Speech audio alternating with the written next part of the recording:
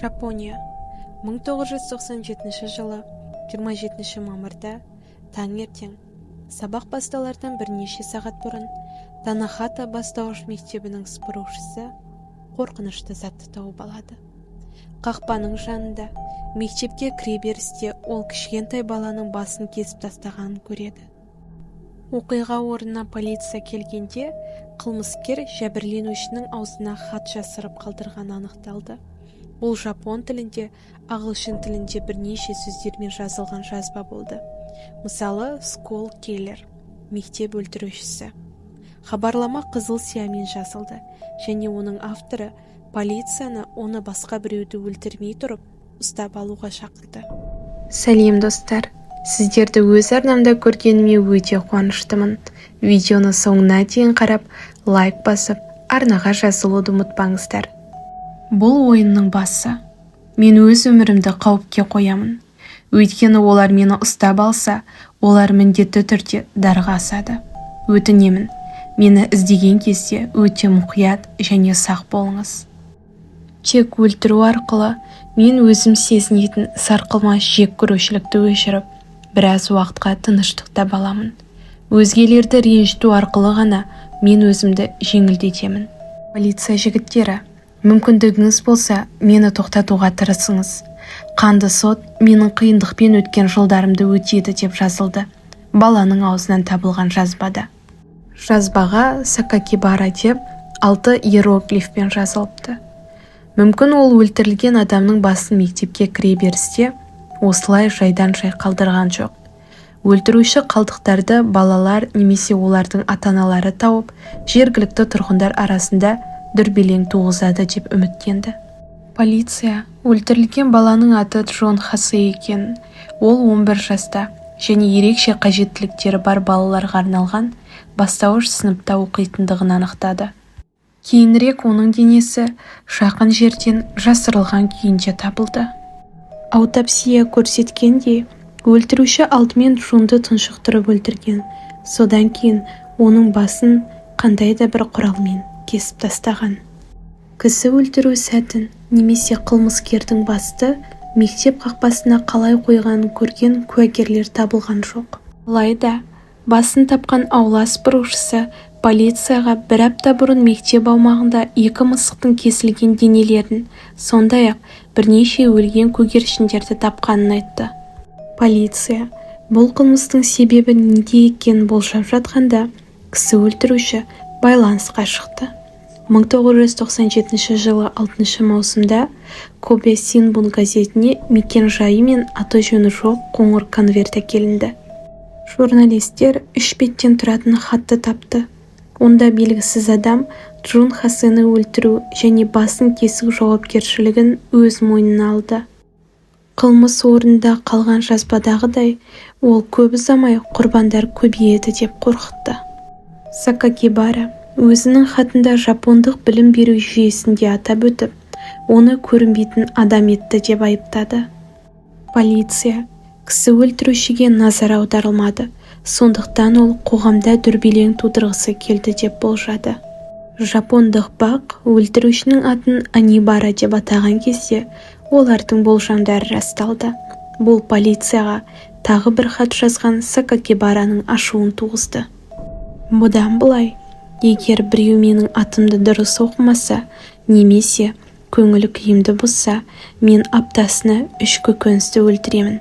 Егер мен тек балаларды өлтіре аламын деп ойласаңыз, сіз өте қатты қателесесіз деді.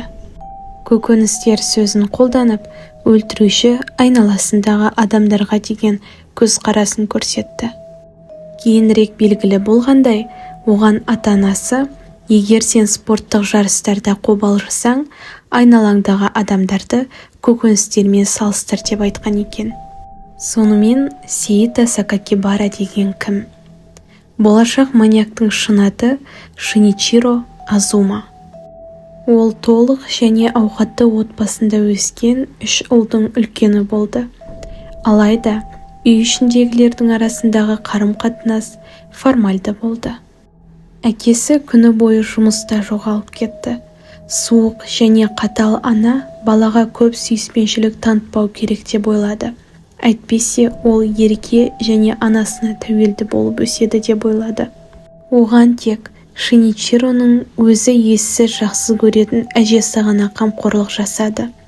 Ол барлық отбасылық фотосуреттерді жойып тастады. Тек әжесінің тізесінде отырған фотосы ғана сақталынып қалды. Сакакибара балалық шақ туралы әңгімелерде бір оқиғаны жиі еске алады. Ол әжесімен бірге саябақта серуендеп жүрді.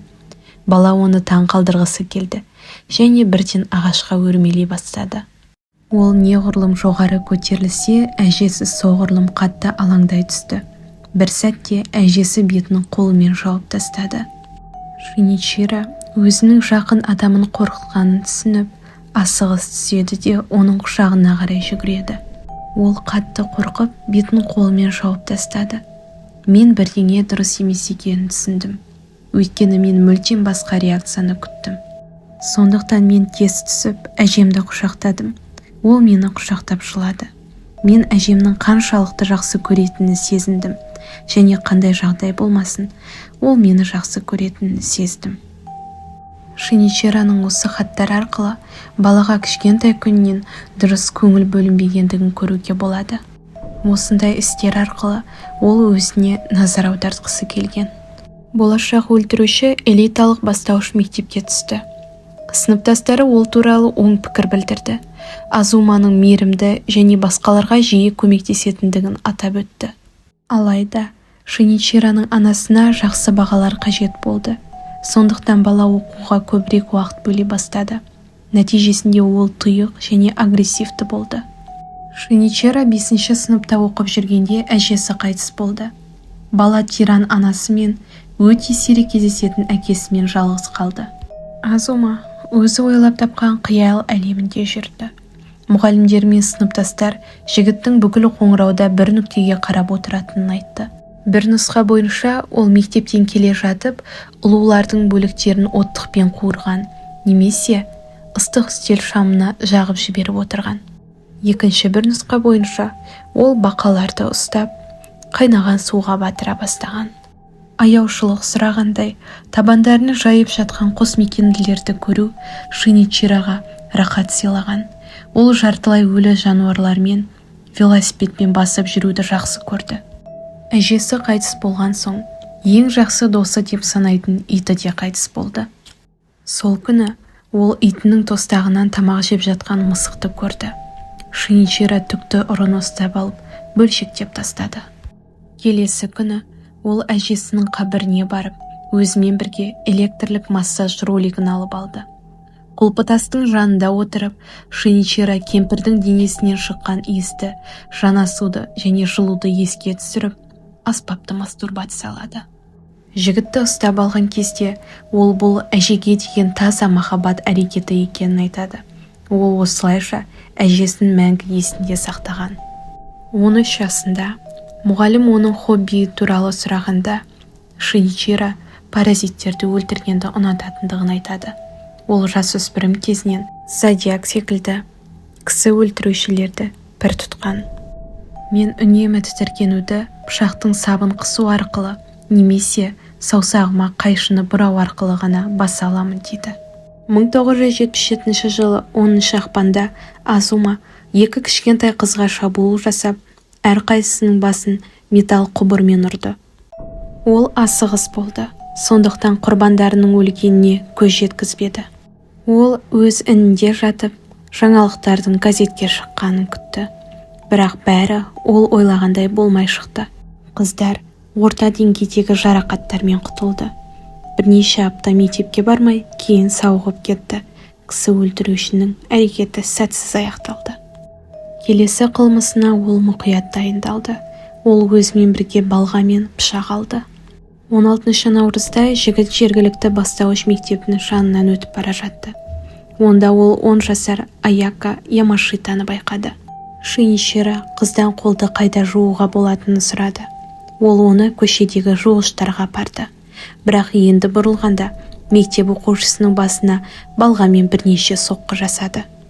Ол дүрбелеңге түсіп, қылмыс орнынан қаша жөнелді.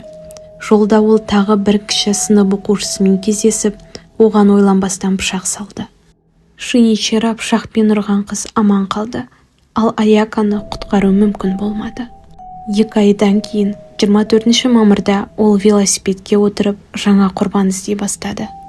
Ол іздеп әуре болмады, ол құрбанына өзі барды.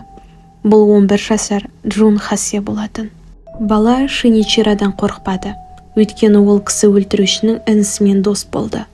Шиничира балаға тасбақаны жақын жерде жасырғанын айтты. Бұл Джунды қызықтырды.